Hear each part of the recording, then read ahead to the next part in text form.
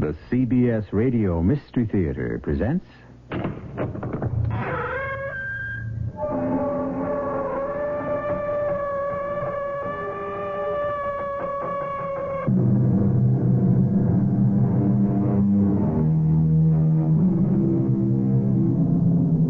Come in. Welcome. I'm E.G. Marshall. Why is it, if one is searching for the appropriate word or phrase, you cannot go wrong by dipping into Shakespeare? So, what does the bard have for us today, and what do we have for you? I quote, "To play false is to play with quicksand. Step not, lest you stumble." Who takes that step into quicksand, and why, is the heart of today's mystery. Oh, Sheriff Blake, come in. Jessie, you're all upset. Oh, whatever's the matter? They've gone. Disappeared. I knew it would happen. I had this feeling in my bones. Jessie, please, now calm down. Who's gone? The kids. Mary and Arthur. Sam and I are very afraid something terrible has happened to them. It's that blackmailer. Do you think he could have killed them?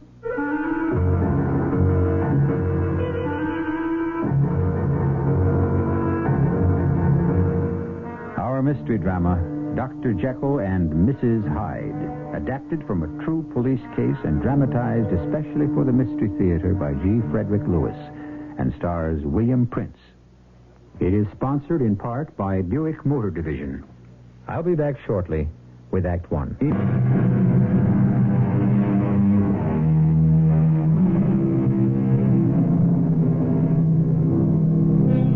We're in one of the most beautiful of the Midwestern states.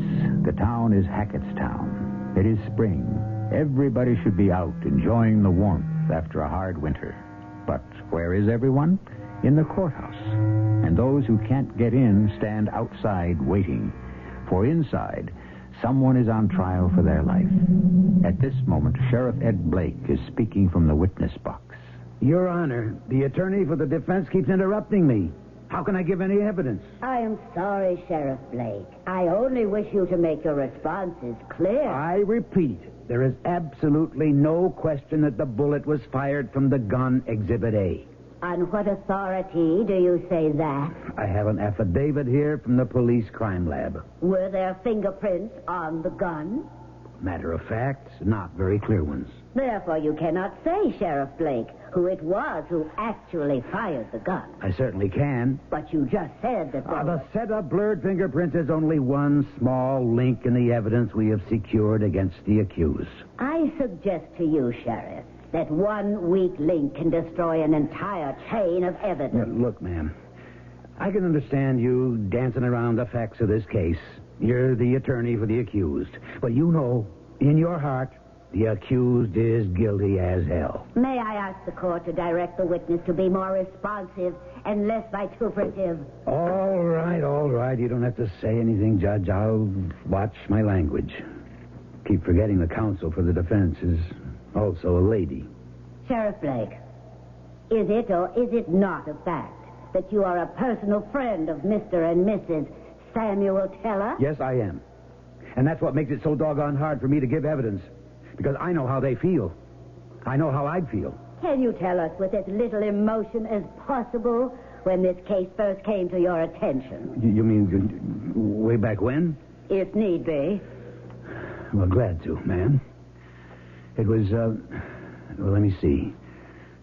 Yes, it was 5 years ago, just about this time of year, at the wedding reception. I'm glad you came to the wedding reception, Ed. Mary wouldn't have been happy if her favorite sheriff hadn't been on hand. Your Mary made the most beautiful bride I ever saw. Tell you that, Sam. Yeah, we're very proud of our Mary. You should be proud of Arthur, too. Fine son-in-law. Way he seems to be taking over the business. Well, we are, Ed, but you know how parents are. There isn't anybody Mary could marry we think good enough for her. But she thinks Arthur's got the gumption. She loves him. I think he has, too. Wasn't that long ago Arthur Courtney showed up here in Hackettstown one day and got a job in your steakhouse as a busboy? Yeah, now he's managing the whole dang place. It took him just 2 years, didn't it? Yeah, not a day longer. Main thing is our Mary loves him. Mary, Arthur, come on over here. Oh, Daddy, I'm so happy. It was the most beautiful wedding ever. Hello, Sheriff Blake. Congratulations, Arthur. You married the prettiest girl in Hackettstown. Oh, Ed Blake, your old sweetie. Who would have thought, little Mary Teller? No, I'm Mary Courtney now. Yes, sir. Arthur, you got yourself one prize wife there. Hey, you don't have to tell me. Here I barely finished high school, and I'm marrying a college graduate with all kinds of degrees. I expect Mary will be putting all her diplomas in a drawer and start raising a family. Oh, I don't know. I wasn't planning on giving up my job at the social service agency just because I'm a married lady. Oh, I wouldn't want her to do that. Sheriff Blake, that marriage took place 5 years ago. Is that what you're telling the court? Yes, sir. Yes, ma'am. 5 years ago. These two, Mary and Arthur, having all kinds of dreams like young folks do and all kinds of hopes. Never would have thought I'd be standing here in this courtroom giving evidence in a murder trial. Never. Sheriff Blake, I think we can skip the next 5 years in the history of Arthur and Mary Courtney. The whole town pretty much knows what kind of a marriage they had, the life they led. They're all aware of the tremendous contribution the Courtneys made to Hackettstown, that Mary ran the Child Guidance Center, that Arthur was made the president of the Junior Chamber of Commerce. Well, that's what makes this all the harder to understand. Well, what's happened in the last couple of weeks has been a nightmare, and my heart goes out to the parents, Sam and Jessie. Why they should have been made to suffer so at the hands of this... Sheriff Blake, I'm sure I don't have to tell you that the accused is innocent until proven guilty. Well, I won't argue the point. Anyway, to bring it up to date, when was it? A month ago? 2? I went to Mary and Arthur's 5th wedding anniversary. I guess the whole town was there. And then, about 3 weeks later, I get this call from Sam Teller. He says Mary's mother, Jessie, is practically hysterical, and would I drop everything and come over as soon as I could. Oh, thank heaven it's you, Ed. Please come in. Come in. Oh, hi, Ed. Come in the living room and sit down. They're gone. Disappeared. I knew this would happen. I knew it. I had this feeling in my bones. Jessie, will you calm down and tell me what the trouble is? It's the kids, Mary and Arthur. We're afraid. Well, they've just gone and disappeared, and nobody's heard a word from them. Something awful's happened to them. I know it. By that man, the blackmailer. Sam, now, Jessie, if I'm going to be able to do anything, I have to know what you're talking about from the beginning. Oh, we can't. Jesse, we have to. We have to tell Ed everything. It's the only way. I gather you haven't heard from Mary or Arthur since... When was it? That 5th anniversary celebration. Well, they left on a tour of the state the next day, and Arthur was going to visit every one of our 22 steakhouse franchises. If there were any problems, he'd iron them out. Of course, Mary wouldn't let him make the trip alone. You know how devoted they are to each other. Besides, because it was their anniversary, the trip would be kind of a combination pleasure and business. And it's not like Mary. She always writes or telephones when she's away. You haven't heard a word? No, it's almost 3 weeks and not a word. More than that, they haven't even showed up to franchise houses. Now, I call practically every one of our restaurants. Nobody has seen Arthur or Mary. And Jess and I are afraid that... Sam, you've got to tell Ed. Tell him now. The fact is, Arthur Courtney is an ex-convict. What? Yeah, you're entitled to be surprised. It isn't only that. Jesse, please. Now, let me tell him. Everything happened so gradually that Jesse and I, we just forgot about Arthur's record. You've known it all along? Oh, yes. Ever since the day marriage... Jesse, before Arthur came here to Hackettstown, he was in California prison for check kiting. Of course, we didn't know that. Mary, as part of her social work in college, used to correspond with prisoners in various jails. Arthur started to answer. And Mary got interested in Arthur's case. She actually worked with the parole board, guaranteeing him employment and so on. Well, of course, we didn't know that. The day Mary graduated from college was the day they released Arthur.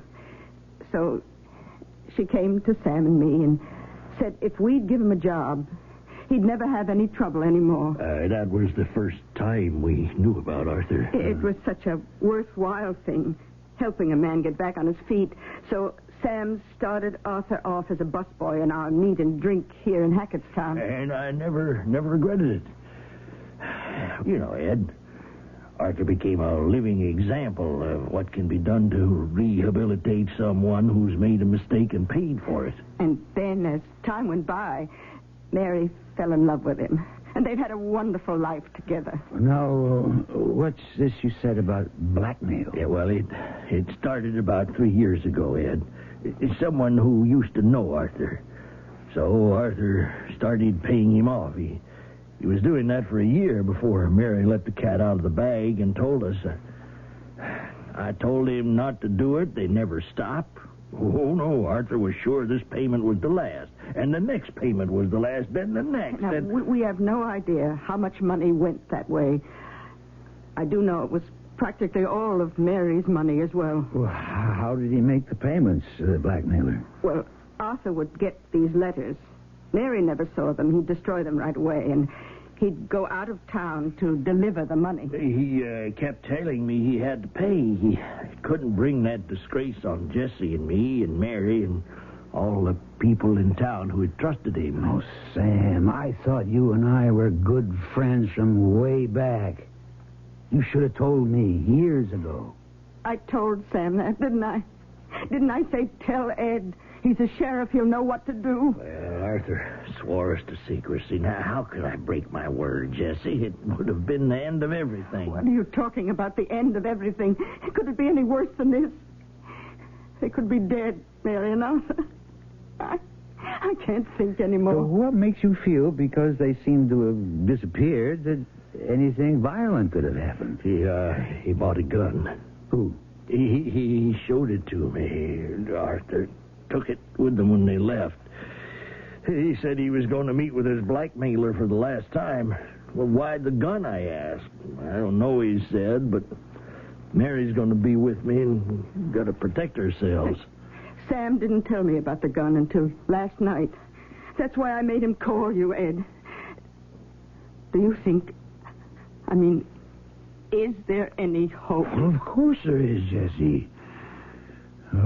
I'll be going now, and mind you, if there's anything else about Arthur, Mary, anything, I want you to call me right away. I'll see you at the door, Ed. Yeah. So long, Jesse. Now, you keep your faith up, all right? I'll try, Ed. I will. And thanks for everything. Thanks for coming over on the double. Oh, Sam, I wish like anything you'd call me sooner. Is there, like Jesse said, hope? Well, to be honest with you, Sam, right now, hope is about all we've got. Take a young couple, marry them. The man has a criminal past, but in spite of it, he makes good, turns apparently straight. Then the past catches up with him in the form of blackmail, or perhaps worse. Those who are regular Mystery Theater listeners know that Act One is only the beginning of suspenseful surprises. Be patient, and we'll see what develops when I return shortly with Act Two.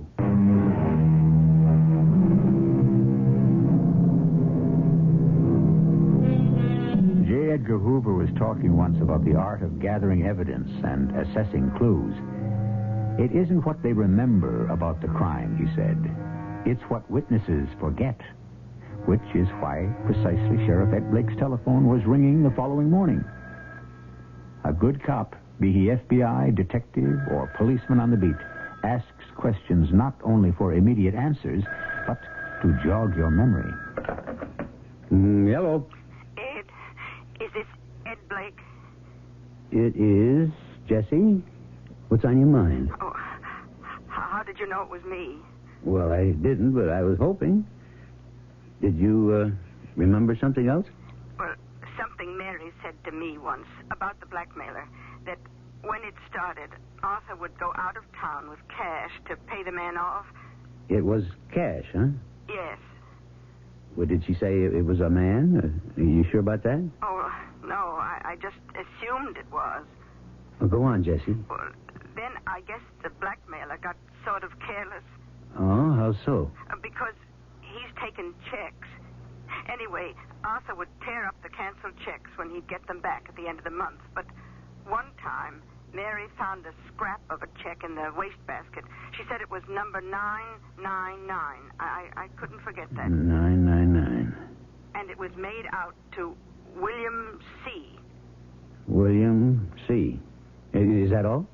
That's all. The rest of the name on the check she never found. Mm-hmm. Well, thanks for calling, Jessie. I'll follow it up right away.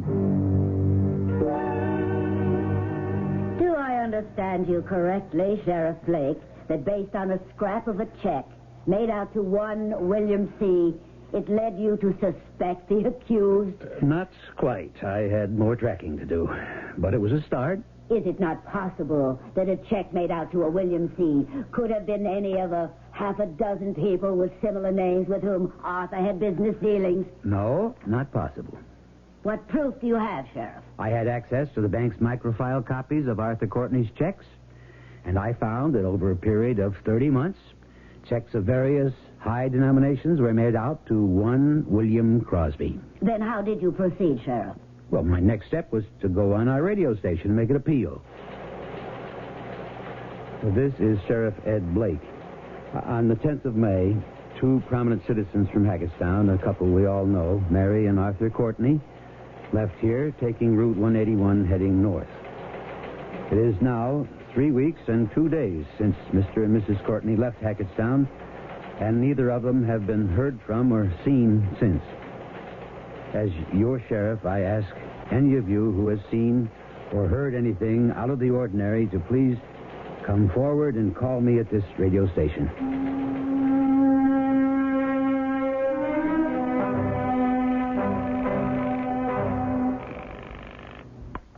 Hello. Sam? Sam Teller? Hey, yes, Ed. Hey, that's a good idea, that radio broadcast. They've been playing it since Wednesday. Do you go back to the radio station every day? Oh, no. They've been referring the calls to the police headquarters. Well, any news? Well, that's why I called, Sam. Hey, don't tell me you found them. They heard the broadcast. Now, take it easy, Sam. I just had a long phone talk with the chief constable in Hills Landing. Where is that? Well, it's up near George Lake. What I want to say is the police up there have found some things, and I wondered if you'd drive up with me. Well, sure. When? Well, as soon as you can. Well, what do you mean, found some things? I'd rather not go into it on the phone. But I'll need you for identification. Oh, my God. All right, Ed. I can be ready anytime. Well, why don't you leave the restaurant right now and walk straight down Pine, and I'll pick you up at the corner of Pine and 12th in 5 minutes.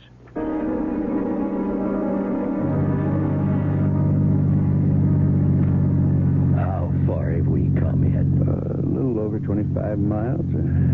We're almost there, Sam. It's this side of Hills Landing. But I'm going crazy sitting here, not knowing. What I mean is, Ed, what do you know that you haven't told me, huh? Is it... I just can't bring myself to say it. Sam, you hold on to yourself. I will say this, speaking from experience. More times than not, the first clues that turn up are generally false. But I felt I had to check out everything. Well, when you hung up, Jessie come into the office. I didn't know what excuse I gave. I had to run out something. I didn't tell her. I just didn't dare. She doesn't sleep anymore. She keeps saying she must have been crazy to let Mary marry a man with a prison record. She just keeps saying it's all her fault. Well, I wish I knew something comforting to say, but I think, Sam, whatever we find or don't find, it's better to know. Yeah, that's what Jessie says. One can adjust to that, but not to know, it's like walking a high wire in a windy day. It is crazy, but I'm praying that where we're going, it'll all be a false alarm. We'll know very soon now. Now, we follow this dirt road. Second telegraph pole. One. Let's go, Sam. There's a man standing by that rock. He's got a badge. It's one of the town's constables. Let me go first, and I'll check out what he's found, all right? Yeah, I appreciate that. I don't know if I could bear to see Mary's body. I just could. No, there isn't a body, Sam. That's not what they found. Hello, officer. I'm Sheriff Blake.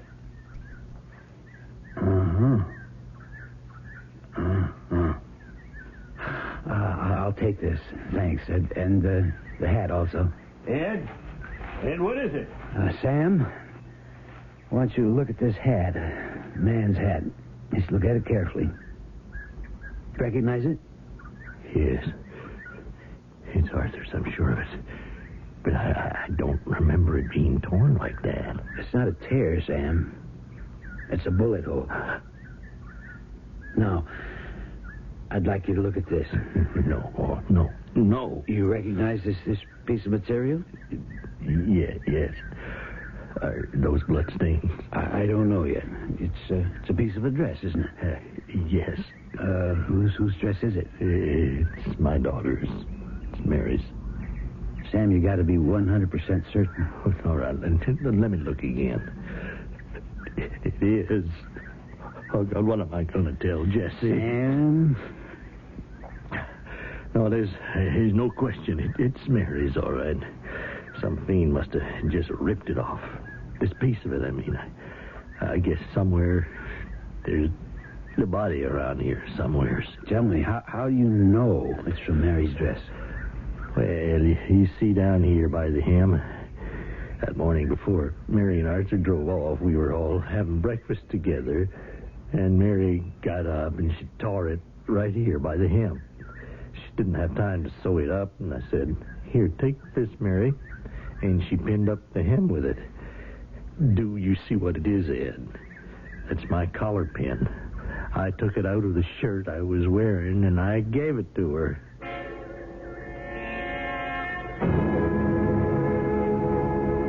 I would venture to say, Sheriff Blake, that we are still a considerable distance from associating the evidence you describe with the accused. There is more.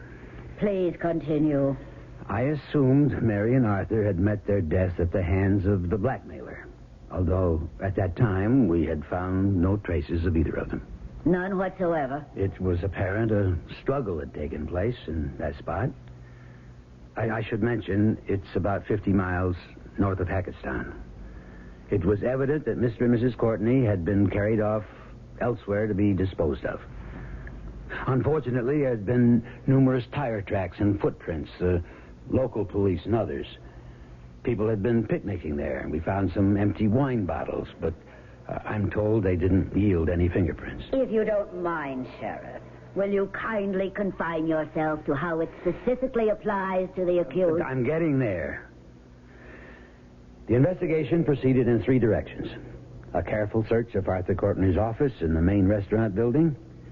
2, I made a call to the California prison where Courtney had served time.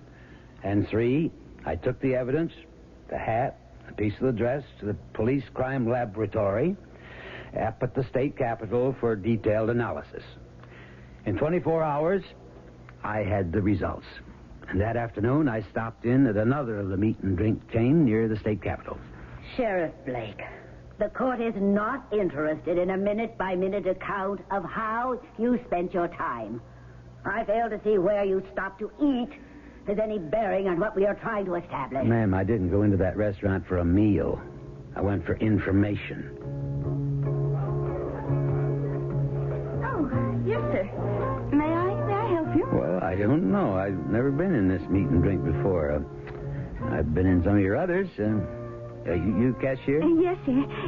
If you want a table, you'll have to stand over there where the hostess can see you. I'd kind of rather stand right here and talk to you. Oh, excuse me, sir. I'll have to ring up this lady's check. Here's your change, miss. Yeah, I suppose everybody tells you got beautiful red hair. Oh, my boyfriend does. And he doesn't like anybody else saying that. I'm sure he doesn't. You can't blame him for that. Does he work here? Uh-huh. He's the new night manager. No kidding. How'd you swing that? Oh, I didn't have anything to do with it. The head manager of the whole chain, Mr. Courtney, recommended him. Oh, so your boyfriend wasn't working here when you met him? Sir, if you'll pardon my saying so, I think you're being just a little bit nosy. Oh, no, I didn't mean to be rude. Did you say your boyfriend's name was Bill? My goodness, I didn't tell you his name. How did you know? Oh, excuse me, I have another customer's check to ring up. I'll be back a little later. What time does Bill get here? Oh, at 6 o'clock. Hold on a second, will you? Oh, okay, I'll be back at 6. Isabel?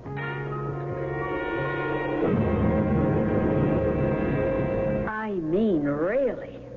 Now we're getting a flirtatious conversation with a cashier in a meat-and-drink restaurant in the state capital. If it please the court, I shall complete my testimony in just a few more minutes. At 6 o'clock, I returned to the restaurant. A man I did not recognize was standing in front of the cashier talking to her, and I walked up. Oh, here he is, Bill. This is the gentleman who knew our names. He said he wanted to talk to you. Oh? Well, what can I do for you, sir? What is Sheriff Blake up to? Who is the man called Bill? And the red-headed cashier, who is she? And the hat with the bullet holes and the piece of torn dress. Have you, with the few clues available, been able to match wits with the sheriff? Have you guessed? Has a crime been committed? And if so, by whom? Let's see how right you are as the facts unfold when I return with them shortly in Act 3.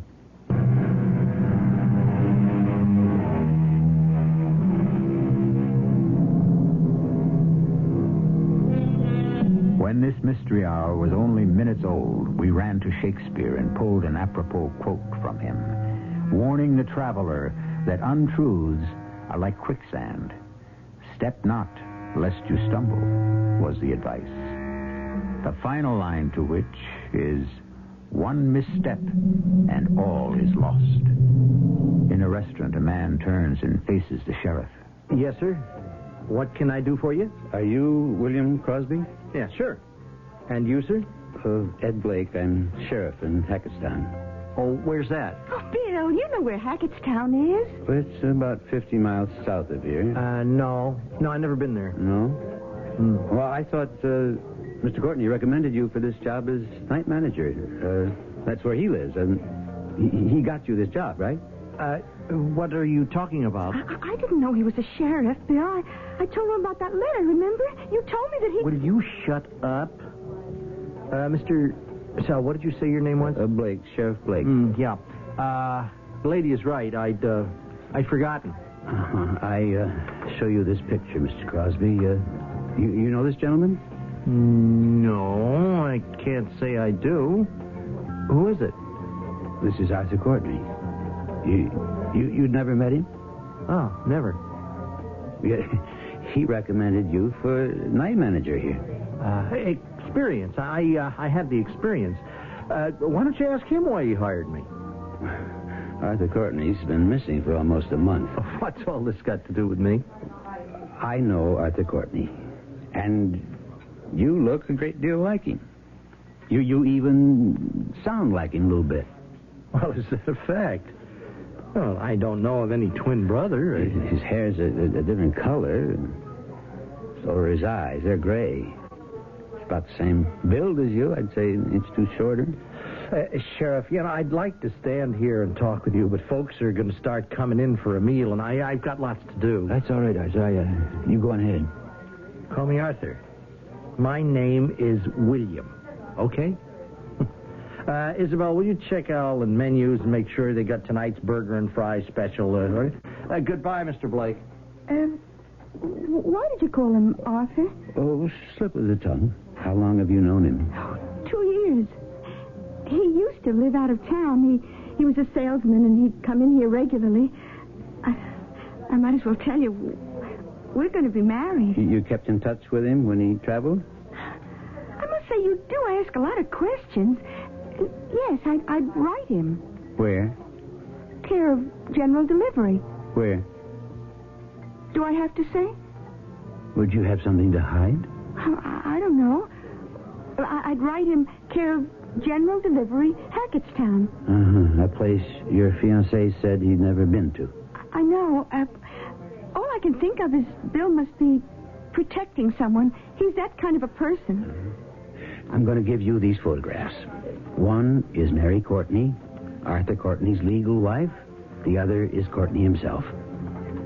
When you're home tonight, I want you to show them to Bill. See if you can get him to remember if he knows them or has ever seen them. And I'll stop by here and have a little chat with Bill again sometime tomorrow night.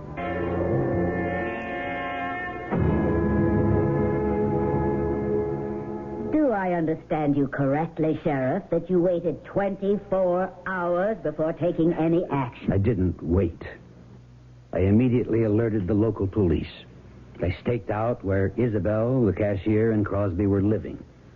And later that same night, we knocked on the door and found the both of them packing their suitcases. They only got as far as the jail. Crosby, I've come to ask you a few questions. What did you do with Isabel? She doesn't know anything. She's not part of any of this. But you have got to let her go. A part of any of what? Well, what do you mean, Bill? I'm Arthur Courtney. Don't you recognize me, Ed? I recognize you right away. The heel lifts, the dyed hair. I don't know, Ed. I got to get me a lawyer. You do that. You're entitled.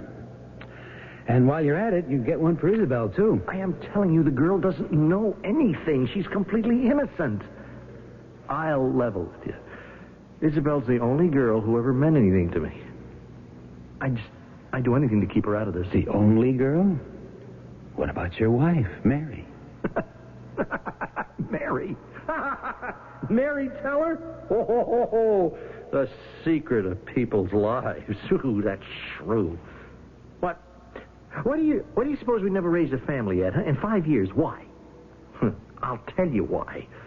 I can still see her now, 5 years ago, coming back from our honeymoon. Artie, you listen to me. You listen hard and you listen good. What is it, sweetheart? I am not staying married to a head waiter all my life. Understand? What are you talking about? Your dad's made me manager of the meat and drink here in Hackettstown, and he says in a couple of years or so he'll have me in charge of the whole region. Well, that's not good enough. You're my husband now, and I expect a lot of you. I want this restaurant chain of Dad's to be the best run, the most talked about in the whole country, and make the biggest profit. And then I want us to buy up other food chains and take over the fast food business everywhere. Hey, come on, honey. Everything in good time. Is that the way to talk the day we get back from the honeymoon, huh? Whew. Talk about throwing a guy a curve. Oh, wow, I sure had you pegged wrong. Look, if I hadn't sized you up as right for me, I never would have married you. When you came along, I knew you had just the kind of guts and push I needed. Mary, I don't know you. Maybe not. But I know you. No one in this town, in this business, is going to know you have a prison record. Yet. So let that be a warning, Artie. It just goes to show, Ed. You never know who you're dealing with. I don't think Mary knew the kind of person she was dealing with either, Arthur. Or she might be alive today. What about Isabel, Sheriff? Before I answer that, I need more answers from you. First of all, where's Mary? Okay. I'll take you to her.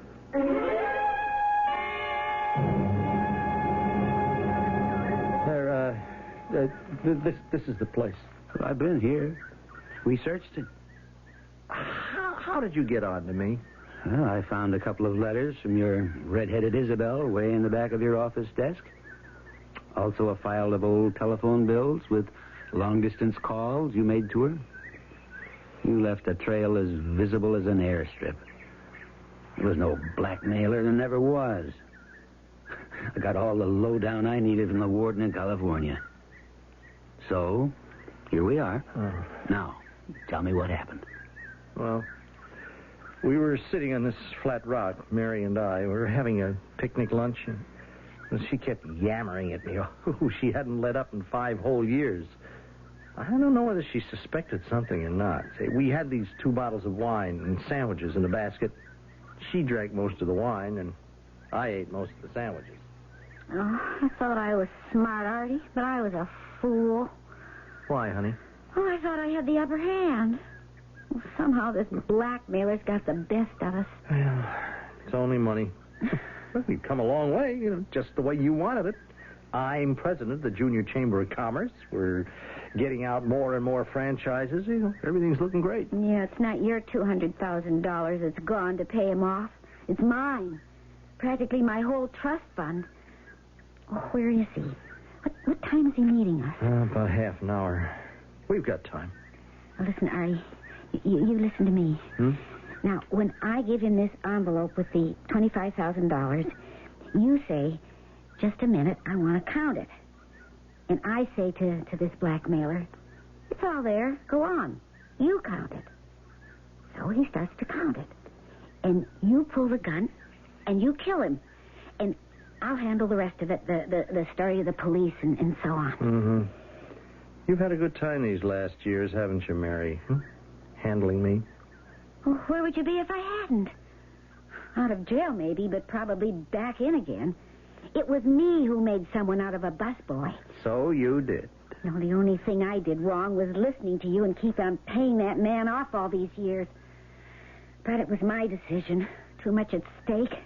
Oh, what time is it? Where is he? He's here now, Mary. Where? I don't see him. Why are you pointing that gun at me? I'm your blackmailer. You? That's right, honey. Did you really think I'd lie down so that you could step all over me all these years, huh? You're crazy. Oh, like a fox. You see, I'll be in the clear. I've got another name, and I'll start a new life with your money, Mary. The gun was loaded to kill the blackmailer. It can now take care of you. Oh, you dumb fool. They'll find you. Oh, no. No, they are going to think I'm dead. I'll show you how we do it. Prop my hat up against this tree, take a couple of shots. Hey, bullseye. Now, you see, they'll think the blackmailer killed me, then took away the body. Now, where are you going, Mary, huh? Stand still. Come back here. She ran. I chased her. Here, over here. I chased her. The bottom of her dress got caught, and she fell, and she scratched her leg. But she got up and kept running. We got over there to that spot, right on the edge of that ravine. She wasn't looking. She stepped back, and she... It was getting dark now. I couldn't see very well to the bottom of the ravine. It's 100 feet down. I wanted to make sure she was dead, but in climbing down, I lost my gun. I dropped it, and I couldn't find it. I went down a little ways, and I could see her way at the bottom, stretched out on the rocks. That was the end of her. You left her there? Why not? It's an accident. Come along with me, Arthur. I'm going to get you back behind bars and bring a search party out here to find what's left of your wife. You won't have to do that, Sheriff. Mary, is that you? Hello, Artie. Did you think I was still at the bottom of the ravine? Where'd you come from? A little motel up the road where nobody knows you and nobody asks any questions. Oh, yes, Artie. I've been watching this spot every day. I knew you'd come back, just to make sure I was dead. Mary, put that gun down. I get this cheap, chiseling check-kiter out of jail, find him a job, marry him. And how does he repay me? By trying to bleed me and then kill me. Mary, don't do anything crazy. Now, let me have that gun. Sheriff. Don't reach for yours. The gun in my hand is for use on blackmailers. That's why Artie bought it. Didn't you, Artie? Oh, Ed, I wouldn't like to use it on a sheriff. Oh, Mary, you have got me all wrong. I wasn't going to hurt you. I was just going to scare you. It was a joke. Oh, I'm so sorry I didn't get the joke. Climbing out of that ravine, I didn't think that was so funny either. Mary, don't. Goodbye, blackmailer. There.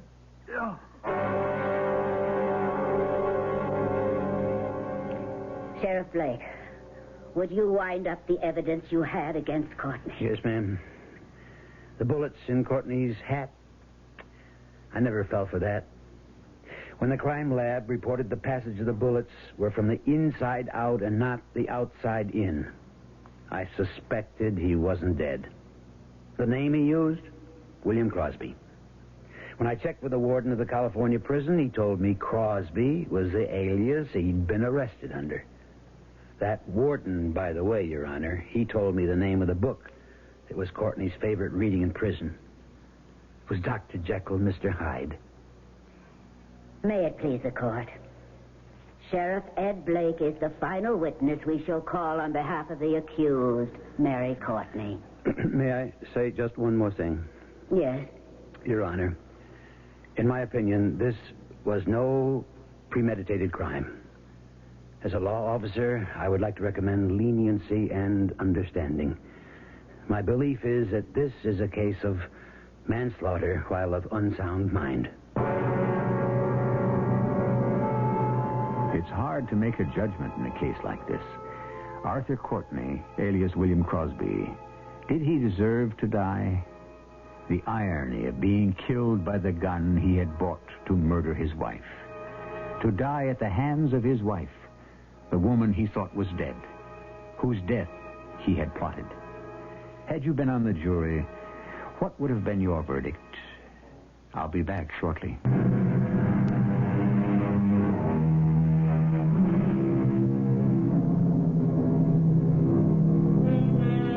In this strange case, which I call Dr. Jekyll and Mrs. Hyde, the jury took note of that book by Robert Louis Stevenson, which Courtney had read over and over while in prison. It was obvious he was planning to lead such a double life. But when it came to which was which, Arthur Courtney or his wife Mary, they could not agree who was Jekyll and who was Hyde. Oh, you want to know the verdict? Mary Courtney was found not guilty by reason of temporary insanity. Our cast included William Prince, E.V. Juster, Bryna Rayburn, and Earl Hammond. The entire production was under the direction of Hyman Brown.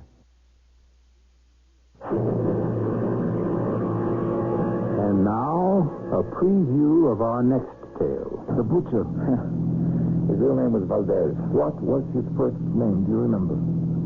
Marcos. Colonel Marcos Valdez. I've often wondered what happened to him. Sometimes I fantasize about returning here to search him out. But that's past. Look, Dr. Limon, I really must get back to that restaurant and speak to that woman. It wouldn't be advisable. Why not? It's what I was trying to tell you before. You remember I mentioned that the man you're after had a mystery. Yes. You mean that woman? Yes. No, I don't believe it. I have to see her. But that's not all.